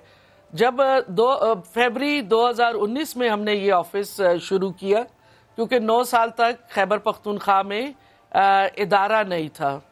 2010 में लॉ बना और 2019 में पहली ओम्बड्स पर्सन के तौर पे जब इन्होंने अपॉइंट किया मुझे, तो उसके बाद हमारे पास जो केसेस आए उसमें 2019 तक हमारे पास दिसंबर तक 83 केसेस आ चुके थे। मैं ये भी वजाहत कर दूंगी कि एपलेट फोरम है और ज़्यादातर केसेस कमेटीज़ के पास जाते हैं, लेकिन उसके बावजूद 83 केसेस जो थे ये एक बहुत बड़ा नंबर है बिल्कुल ओम्बड्स पर्सन के पास केसेस का आना। तो इससे अंदाज़ा होता है कि जो ख़वातीन के ख़िलाफ़ चाहे वो हरासियत है या वायलेंस है उसके केसेस की क्या नौयत है। जब हमने उन केसेस को सॉर्ट आउट किया तो उससे हमें एक चीज़ ये पता चली कि हमारा जो केसेस थे वो या तो डोमेस्टिक वायलेंस के थे, साइबर क्राइम के थे, और उसके क्राइटेरिया पे जो हमारी जुरिस्डिक्शन थी उस पे भी वो पूरे नहीं आ रहे थे। लेकिन उसके बावजूद हमने केसेस जो डील किए वो 63 थे। 63 केसेस 2019 में हमारे पास वो जेन्युइन केसेस थे हरासमेंट के। लेकिन अक्टूबर 2019 में पाकिस्तान भर में ओम्बड्स पर्सन्स को women's right to property act 2019 की जुरिस्डिक्शन भी दे दी गई। उससे ये हुआ कि इस वक्त हमारे पास जो खवातीन के प्रॉपर्टी के कॉन्टेक्स्ट में कि जहाँ पे उनके फैमिली में उनका इनहेरिटेंस राइट खवातीन का भरोसा भी बढ़ रहा है कि उनका इशू रिजॉल्व हो सकता है। 45 केसेस। मैम बिल्कुल क्विकली बताइएगा 2, 3, 4 पॉइंट्स ऐसे वर्किंग लेडीज के लिए, कुछ ऐसे मामलात कि जो हैरेसमेंट में आते हैं, थोड़ा सा खवातीन की नॉलेज के लिए बताइए।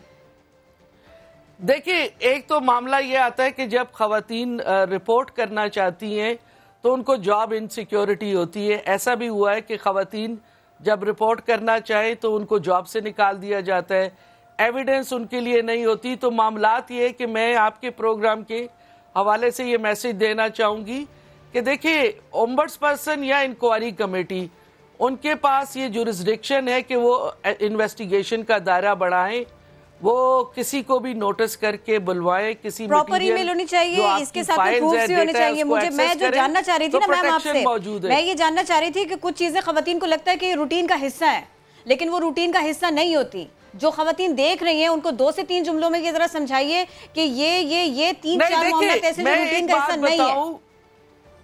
देखिए, मेरे पास तो चाहे वो हेल्थ वर्कर्स हैं या लेडी सुपरवाइजर्स हैं या टीचर्स हैं, आप खवातीन को कम से कम इतना पता है ये रूटीन की चीजें नहीं है। उनको सिर्फ ये खौफ होता है कि वो सेक्सुअल हरासमेंट को कैसे रिपोर्ट करें। इसी जुमरे में वो हरासमेंट को भी नहीं रिपोर्ट कर पाती।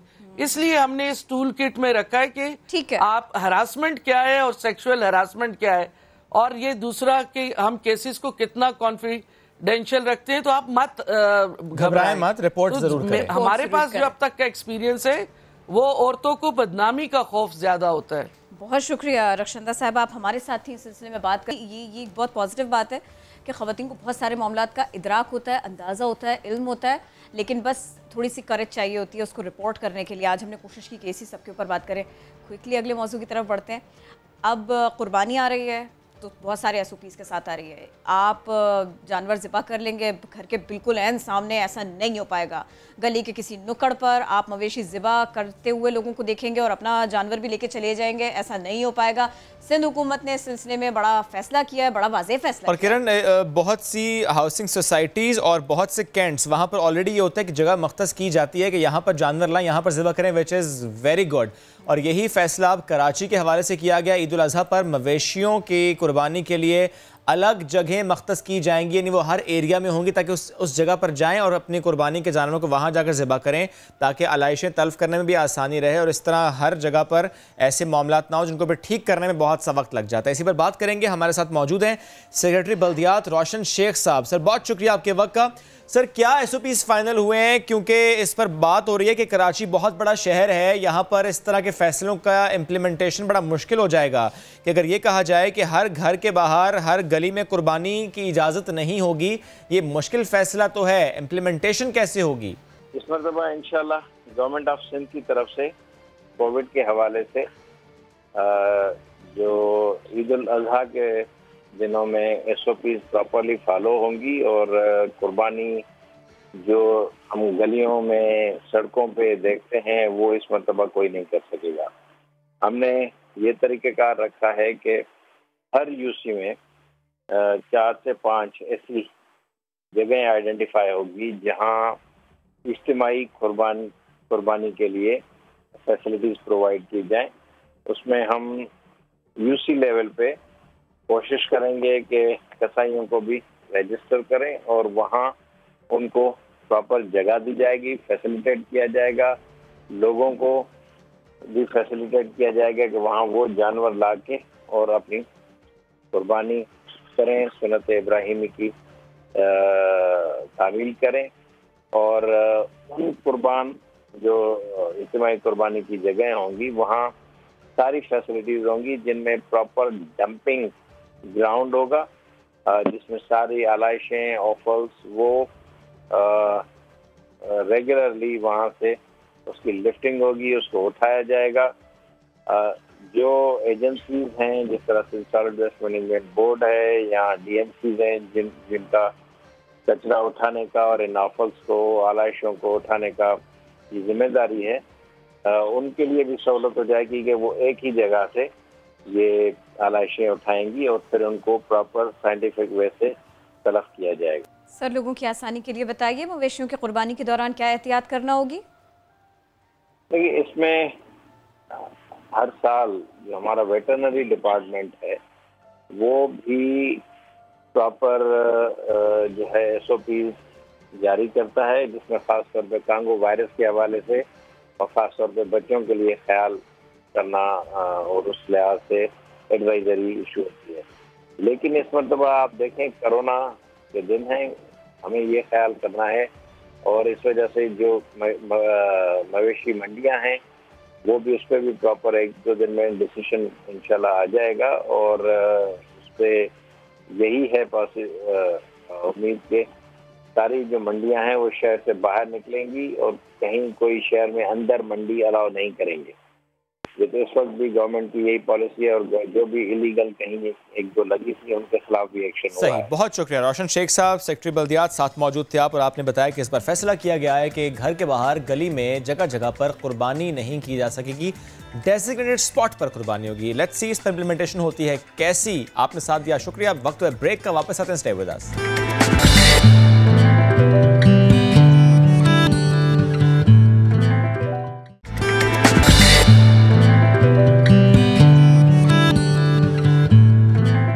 सर्वे आपके सामने रखते हैं, सर्वे की मालूमात आपके सामने रखते हैं। मोबाइल फ़ोन और स्मार्टफोन का इस्तेमाल बढ़ता चला जा रहा है। ये समझा जाता है कि मोबाइल फ़ोन अब हर शख्स की ज़रूरत बन गया है, लेकिन क्या आप जानते हैं कि मुल्क में हर 2 में से 1 पाकिस्तानी के पास ज़ाती मोबाइल फ़ोन ही नहीं।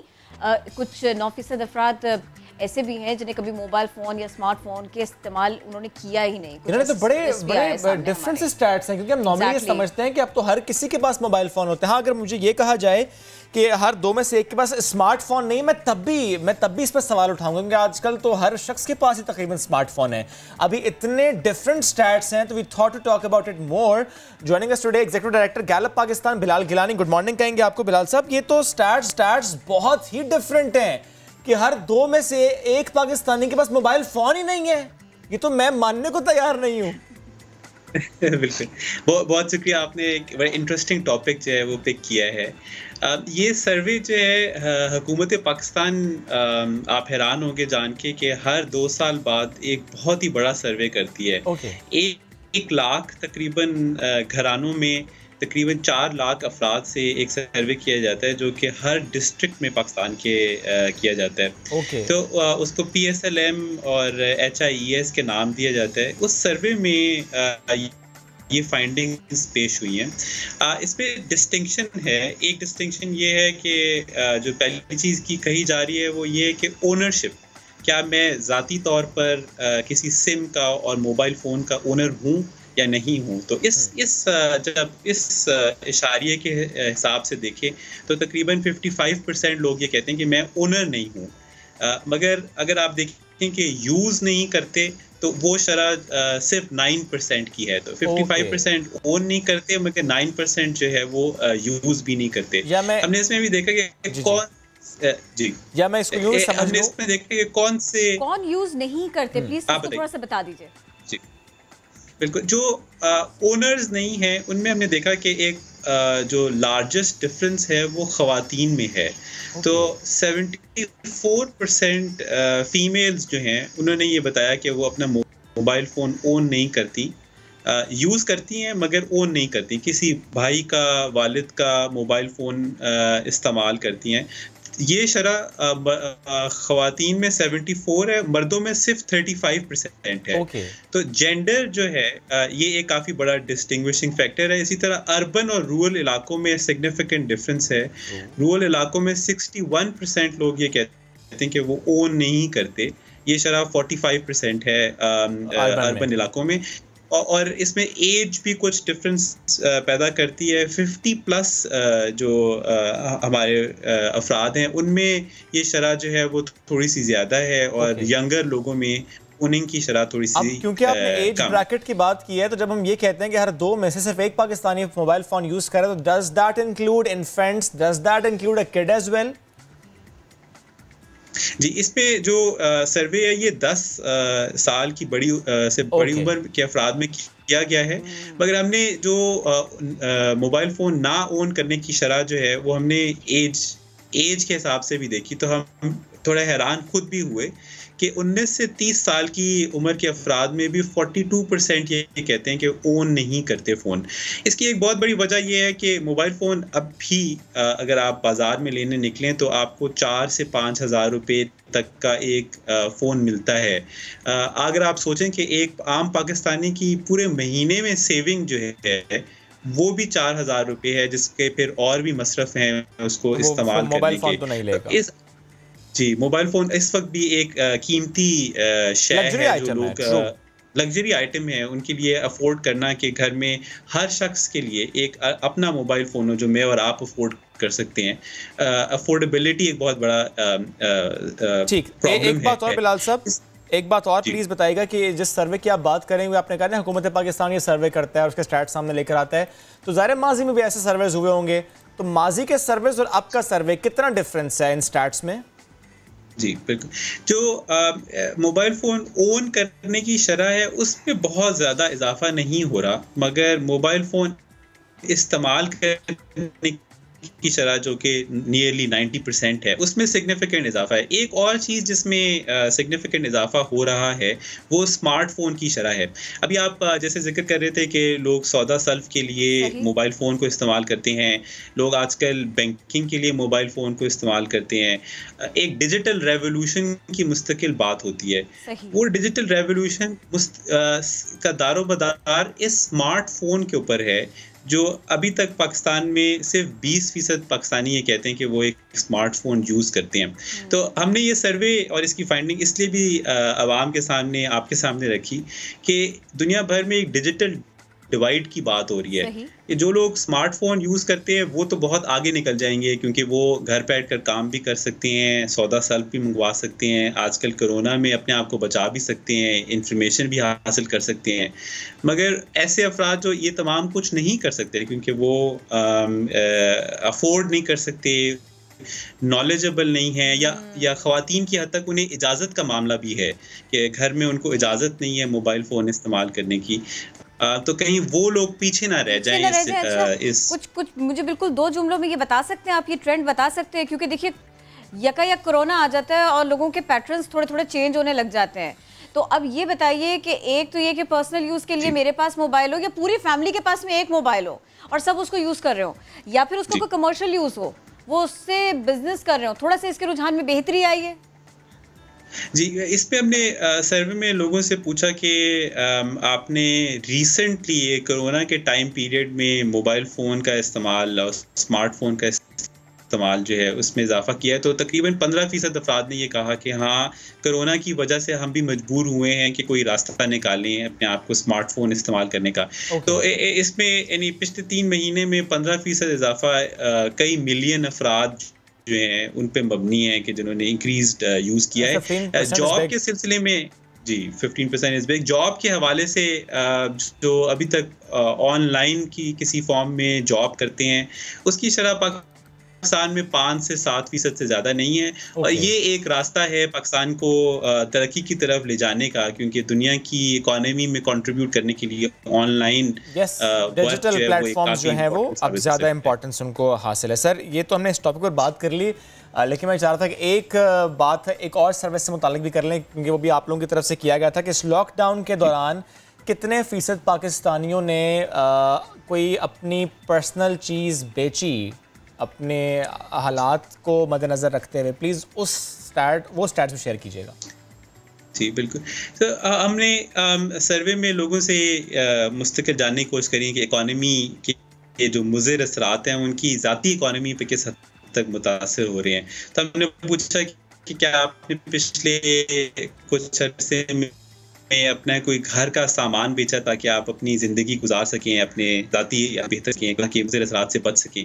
तो तकरीबन 9% पाकिस्तानियों ने ये कहा कि वो उन्होंने अपने घर का कोई सामान बेचा, जो कि 21 लाख अफराद बनते हैं। 21 लाख अफराद 21 लाख घराने बनते हैं। अगर आप 21 लाख घरानों को अफराद पर ले जाएं तो ये शरह जो है तकरीबन 1 करोड़ से भी ज़्यादा अफराद हैं कि जो इस हद तक अपनी गुर्बत की शरह से नीचे चले गए हैं कि उनके लिए उनकी सेविंग, उनके लिए किसी NGO की मदद, किसी गवर्नमेंट की मदद अब वो भी नाकाफ़ी है और वो अपने घर का सामान बेच रहे हैं। तो ये पाकिस्तान के लिए, सोसाइटी के लिए, हुकूमत के लिए एक लम्हा फिक्रिया है कि इस लॉकडाउन ने किस कदर मुतासर किया कि तकरीबन 1 करोड़ अफराद इस तरीके से मुतासर हुए कि उन्होंने अपने घर का कोई सामान बेचा जस्ट टू मेक श्योर कि घर में भूख ना हो, रोटी हो। बिलाल गिलानी साहब बेहद शुक्रिया, साथ मौजूद थे, पर बड़ा दुरुस्त कहा कि उन्होंने लम्हा फ़िक्रिया है हुकूमत के लिए? लम्हा फ़िक्रिया हुकूमत के लिए वो इन मामलात को देखें, लोगों को हेल्प की ज़रूरत पड़ रही है, या तो वो हेल्प कर नहीं पा रहे या वो हेल्प करने पहुँचे ही नहीं है, पहला पॉइंट। दूसरा पॉइंट, सूरज से पीट करके खड़े हैं हम अगर हम इस प्लेटफॉर्म का इस्तेमाल नहीं कर रहे। छोटा सा आपका मोबाइल, स्मार्टफोन आपका, ये आपको रोज़गार दे सकता है। सिर्फ ख़रीद ही नहीं सकते, आप प्रोडक्ट को बेच भी सकते हैं, फ़रोख्त भी कर सकते हैं। एंड पॉइंट नंबर 3, अब से जब आपके हाथ में आपका सेलफोन हो, आपका स्मार्टफोन हो, तो अल्लाह का शुक्र अदा करना मत भूलिएगा, क्योंकि ये इस वक्त भी 5-6 हज़ार रुपये का सेलफोन, स्मार्टफोन अभी भी बहुत सारे लोगों के लिए लग्जरी है। एंड क्या कहिए कोरोना को, इस सब के बाद में ये वाकई लोगों के दस्तरस से दूर होता जा रहा है। अब इसको जेंडर भी उन्होंने एलाबरेट किया कि ख़वातीन के पास में कम इस्तेमाल है, क्योंकि वो अपने वालिद का, अपने भाई का, अपने शौहर का कभी कभी मोबाइल यूज़ कर रही हैं, लेकिन बात तो प्रॉब्लम की है। और किरण, अगर बिलाल साहब अभी साथ मौजूद हैं, क्योंकि मैंने एक और सर्वे से मुतालिक तो कमेंट ले, लेकिन किरण क्योंकि बहुत से सर्वे इन्होंने किए हैं, तो मैं चाह रहा हूँ कि अगर साथ मौजूद हैं एक और सर्वे पर भी उनका कमेंट ले लें। मैं कुछ डिटेल्स आपके सामने रख देता हूँ। वो सर्वे ये है जनाब कि हर 5 में से 1 यानी तकरीबन 22% पाकिस्तानी, इनके मुताबिक कोरोना वायरस का असर 1 माह तक मजीद जारी रहेगा। और इस गैलप सर्वे में 20% पाकिस्तानियों के मुताबिक जो कोरोना वायरस है इसका फैलाव 6 माह, और 21% ऐसे पाकिस्तानी हैं जिनके मुताबिक मजीद 1 साल, जबकि 5% पाकिस्तानी ऐसे हैं जिनके मुताबिक कोरोना वायरस का असर मजीद 2 साल तक रहेगा। यानी जो ये सोचता है कि 1 माह तक रहेगा, उनकी परसेंटेज क्या है, वो 22% है। और जो ये सोचते हैं कि we have to live with this corona virus, हमारी जो ज़िंदगी का हमने तर्स बदला है वो हमें बहुत अरसे तक वैसा रखना पड़ेगा, तो वो ये समझते हैं कि अभी इसका असर 2 साल तक रहेगा। वैसे WHO की तरफ से भी यही कहा गया कि कोरोना वायरस इतनी जल्दी जाएगा नहीं, ये अभी यहाँ पर रहेगा। तो बिलाल गिलानी साहब मेरे साथ मौजूद थे, हम इनसे कुछ सर्वे से मुतालिक बात कर रहे थे, तो अभी इस सर्वे पर भी मैं चाहता था उनसे कमेंट ले लेते, लेकिन कुछ हम आपको इसके विजुअल्स भी दिखा रहे हैं कि जो सर्वे किया गया है उसमें ज़ाहिर है जो एज ब्रैकेट है उससे मुतालिक भी चीज़ें जो है वो मेंशन की गई हैं। और इसके साथ साथ अच्छा एलेबरेट कर दिया वैसे इस सर्वे को आपने शुएब, है ना? अच्छा आपने बता दिया। थोड़ा सा जल्दी से आगे बढ़ते हैं और फैसलाबाद की बात करते हैं। फैसलाबादी सिंगर, इनके सुर, इनके अल्फाज बेरोज़गारों के दिल की आवाज़ बनते चले जा रहे हैं। तो जनाब, बेरोज़गार नौजवान गुलूकार कैसे बना, शाहीन शहजादी की रिपोर्ट में जानिए। बेरोज़गारी एक संगीन मसला, डिग्रियां थामे मसाइल की चक्की में पिसे फैसलाबाद के एक जवान ने किस तरह से अपने मसाइल को सुरों में ढाला है, चलिए आपको मिलवाते हैं। तो हर एक नए नौजवान का जो ग्रेजुएट होकर निकलता है यूनिवर्सिटी से, तो इसमें हम तमाम की जो है एक इज्तमाही कहानी है, उसे मैंने बयान की। इंजीनियर एहतशाम सैयद और मैं फैसलाबाद की तहसील चक जुमरा से बिलोंग करता हूँ। मैं कॉमर्स यूनिवर्सिटी इस्लामाबाद से प्रोजेक्ट मैनेजमेंट में मास्टर्स की डिग्री हासिल की और उससे पहले मैंने इंजीनियरिंग की थी। जब आपकी तालीम मुकम्मल हुई, यूनिवर्सिटी से निकले, तो क्या ख्वाब थे जो आपके टूट गए? तकरीबन 3-3.5 साल का अरसा मैंने अनएम्प्लॉयमेंट देखी। इंजीनियरिंग के दौरान में तो मेरे बड़े बड़े ख्वाब थे कि जैसे मैं निकलूँगा 8 सेमेस्टर्स के बाद तो बड़ी बड़ी कंपनीज मुझे अप्रोच करेंगी और 6 डिजिट सैलरी दी जाएगी, लेकिन हकीकत इसके बिल्कुल बरक्स है और हत्ता कि इंटर्नशिप्स तक नहीं ऑफ़र हुई। एहतशाम बताइएगा कि गाना गाने का शौक़ था आपको या बेरोज़गारी ने सिंगर बना दिया? सिंगिंग का शौक़ तो मुझे था ही, लेकिन कहते हैं कि बेरोज़गारी एक ऐसा दुख है जो वक्त के साथ साथ बढ़ता जाता है और इसी दुख को इस गीत की शक्ल दी है। नए जो ग्रेजुएट पास आउट होने वाले उनके लिए मेरा यही पैगाम है कि सबसे पहले तो अपनी सब्जेक्ट चॉइस है वो बेहतर करें। जो बेहतरीन सब्जेक्ट्स आप पढ़ सकते हैं आप उन पर फोकस। चलिए एक ब्रेक लेते हैं, वापस आते हैं, हमारे साथ रहिए।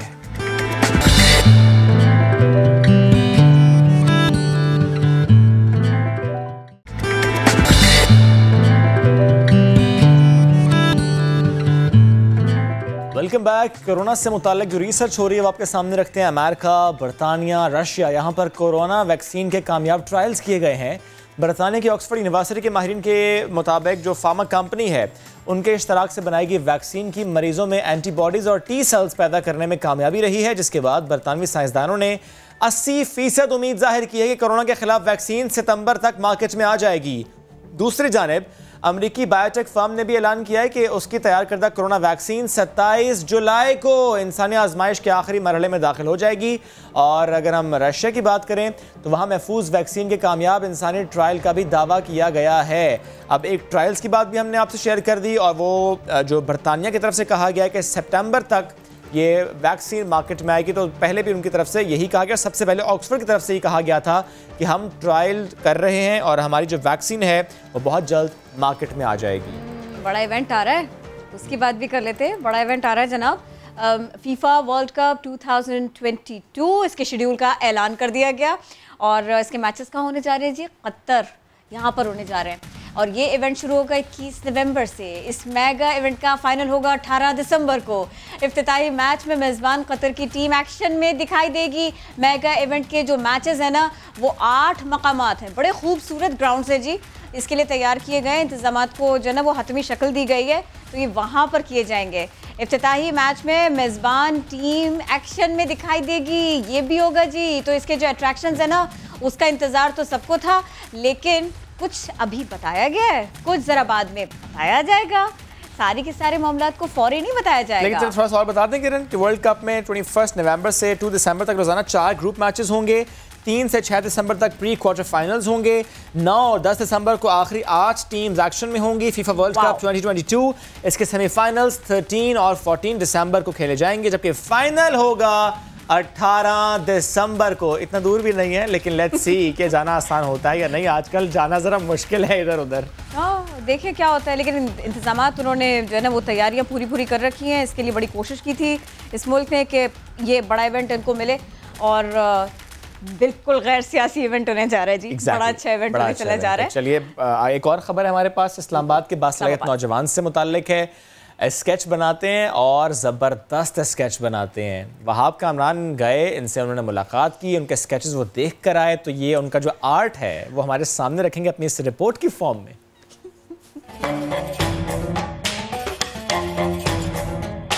ये हैं अतहर रसूल, जिनका पेशा है रेडियो एडिटिंग, लेकिन शौक स्केच बनाना, वो भी बिल्कुल सस्ता। ना कैनवस की जरूरत, ना रंगों की मोहताजी। जब भी मूड बना कागज और पेंसिल उठाई और जो चाहा बना डाला। मारूफ तुर्क ड्रामे अर्तुगल गाजी के किरदार हों या चौलिस्तानी सकाफत की अक्कासी करनी हो, हॉलीवुड फिल्मों के किरदार हों या कुछ और, अतहर की उंगलियों में ऐसा जादू है जो सर चढ़कर बोलता है। बचपन से ही मैं बनाता आ रहा हूं और ये मुझे मेरे बाबा से विरासत में मिले थे। कुछ स्केचेस बिल्कुल जल्दी बन जाते हैं, कुछ पे ज्यादा टाइम लगता है। जिस तरह मैंने अर्तुगल का बनाया था, इसमें 2.5 से 3 घंटे का वक्त दरकार हुआ। हलीमा सुल्तान का बनाया था तो उसमें मुझे 7 घंटे लगे थे। अतहर के साथ काम करने वाले भी उनके फन के मोतरिफ हैं, तभी तो दोस्त और कोलीग्स मनपसंद स्केच बनाने की खूब फरमाइशें करते हैं। एक दिन मैंने इसको बनाते हुए देखा और मैंने देखा यार ये तो बहुत अच्छा स्केच बना लेता है। तो टैलेंट है, इसमें कोई शक नहीं है, और काफी अच्छा काम कर रहा है ये। बचपन से ही स्केच बनाने वाला ये नौजवान कहता है कि ये ऐसा शौक है जो इंसान की शख्सियत में मुस्बत तब्दीलियां लाने के साथ मनफी सरगर्मियों से भी महफूज रखता है। कैमरामैन उस्मान चीमा के साथ वहाब कामरान, समा, इस्लामाबाद। अच्छा, कुछ ट्रेंड्स की बात करते हैं, कुछ ऐप्स की बात करते हैं जिसके ऊपर बहस चल निकली है, क्योंकि इसके नतीजे में, इसके इस्तेमाल के नतीजे में बहुत सारे प्रॉब्लम्स देखने में आ रहे हैं। बहस क्या है वो बाद में बताऊंगी, पहले मैं कुछ वाक़यात बता देती हूँ। दुनिया भर की तरह पाकिस्तान में भी टिकटॉक की मकबूलियत बढ़ती चली जा रही है, इसके यूज़र्स दिन ब दिन बढ़ते चले जा रहे हैं। इसको यूज़ करने वाले नौजवान अपनी वीडियोज़ बनाते हैं और फिर मशहूर होने के लिए, लाइक्स के लिए और नंबर्स बढ़ाने के लिए वो किसी भी ख़तरनाक आइडिया तक पहुँच जाते हैं, और इसका बहुत ज़्यादा इस्तेमाल बहुत सारे मसाइल को जन्म दे रहा है। लोगों की जानें भी जा रही हैं, जानी नुकसान। मैं चाहती हूँ कि मैं इसके ऊपर भी बात कर लेती हूँ। एक जानिब तो ये हुआ जनाब कि पुलिस टिकटॉक के तमाम तर मनफी पहलुओं पर एक रिपोर्ट मुरतब कर रही है। क्या क्या वाक़यात हो रहे हैं इसके यूज़र्स के, नौजवानों के दरमियान झगड़े, फसाद हो जाना, फायरिंग के वाक़यात, और फायरिंग के साथ साथ टिकटॉक बनाना, असलहा लहराना, ये सारे के सारे प्रॉब्लम्स हैं कि जो देखने में आ रहे हैं। अब DIG ऑपरेशंस कहते हैं कि एक तरफ तो PUBG था और अब ये टिकटॉक, इसको बंद होना चाहिए। हुक्काम का कहना है कि वालिदैन को भी अपना किरदार अदा करना चाहिए ताकि नौजवान नस्ल क्या कर रही है उन्हें मालूम हो, उनके बच्चे क्या कर रहे हैं। संगीन जराइम फिर इस तरह से रिपोर्ट नहीं होंगे, उनके अपने बच्चे सबसे बच सकेंगे। के। तो जैसे मैं आपसे कह रही थी ना कि ये मसाइल तो रिपोर्ट हो रहे हैं, लेकिन दो तरह की बहस है। एक तरफ तो ये कहा जा रहा है कि इसको होना नहीं चाहिए, और दूसरी तरफ ये कहा जा रहा है कि भाई किसी ऐप के होने या ना होने से क्या फर्क पड़ता है। डिपेंड तो ये करता है ना कि यूजर ने क्या डिसीजन लिया, उसने किस पीक पे जाके सोचा, या उसका तर्ज फिक्र क्या था। ये बहुत इंपॉर्टेंट है। और किरण, क्योंकि हमने इस वक्त तस्वीर भी दिखाई है खातून की, और हमने एक सलाखों के पीछे खड़ा इंसान भी दिखाया, तो उससे मुतालिक भी हम शेयर कर लेते हैं कि मामला क्या है। और ये शेयर इसलिए कर रहे हैं कि पुलिस रिपोर्ट मुरतब कर रही है। क्यों? ये उसकी बेस बना है, ये वाकया उसकी बेस बना है। खातून थी, टिकटॉक पर वीडियोस बनाती थी। 10-12 रोज़ कबल टिकटॉक पर उनकी दोस्ती हुई। उस शख्स ने उस खातून को रात 2 बजे बुलाया।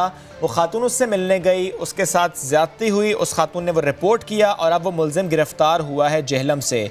रिपोर्ट किया, बड़ा अच्छा किया, लेकिन यहाँ पर हम ये भी कहते हैं कि it's not about TikTok, it's about any platform जहाँ पर इस तरह दोस्तियाँ हो जाना और उसके बाद किसी का किसी से मिलने यूँ जाना। एक ऑड आर में, एक ऑड लोकेशन पे हमें ये सिखाना है अपने नौजवानों को, सिर्फ लड़कियों को नहीं लड़कों को भी, कि किसी अनजान शख्स से दोस्ती नुकसानदेह हो सकती है। किसी ऑड आर में, ऑड लोकेशन पर जाना खतरनाक हो सकता है। वो खतो किताबत के ज़माने से शुरू कीजिए, टेलीफोन तक जाइए और फिर स्मार्टफोन तक आ जाइए और इन ऐप्स तक आ जाइए। मसला यही रहेगा। लेकिन इस वक्त चूँकि बात हो रही है टिकटॉक, उसके यूजर्स को पहुंचने वाले नुकसान की, उनके डाटा की, उनके राइट्स की, तो हम करते हैं कोशिश। और आज हम किरण स्टार्ट करते हैं टिकटॉक से।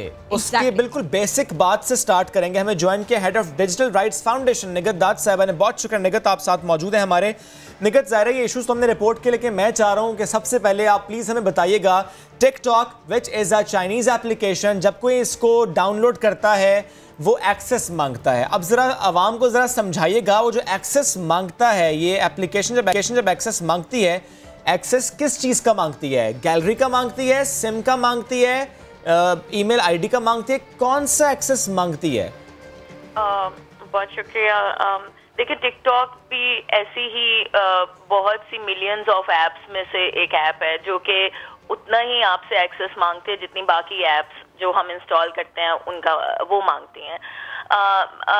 एक जो थोड़ी जो बाकी ममालिक को कंसर्न है वो ये कि टिकटॉक बेसिकली एक चाइनीज ऐप है, तो आपका डेटा किसके पास जा रहा है। लेकिन एट द सेम टाइम जो बाकी एप्स हैं, जो बाकी सोशल मीडिया प्लेटफॉर्म्स हैं, चाहे वो यूएस बेस्ड हो या डेवलप्ड कंट्रीज में हो, डेटा तो उनके पास भी आपका जा रहा है। सबका मॉडल तो डेटा माइनिंग है।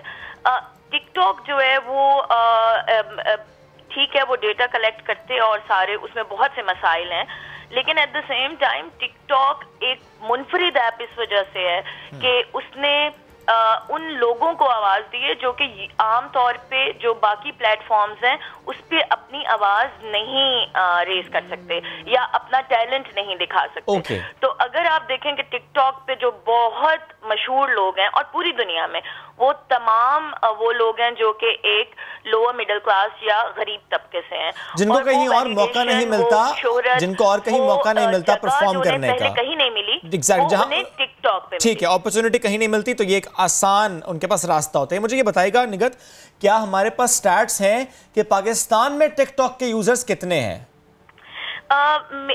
मेरे पास स्टैट्स तो नहीं है, लेकिन मुझे ये जरूर पता है कि यूजर्स जो हैं वो इस वक्त मिलियंस में हैं। But at the same time जो टिकटॉक की दूसरी ट्रांसपेरेंसी रिपोर्ट आई थी उसमें उन्होंने पूरी दुनिया में से 14 मिलियन वीडियोस जो थी वो अपने प्लेटफॉर्म से रिमूव की थी, जिसमें से सिर्फ 3 मिलियन जो थी वो पाकिस्तान से रिलेटेड थी।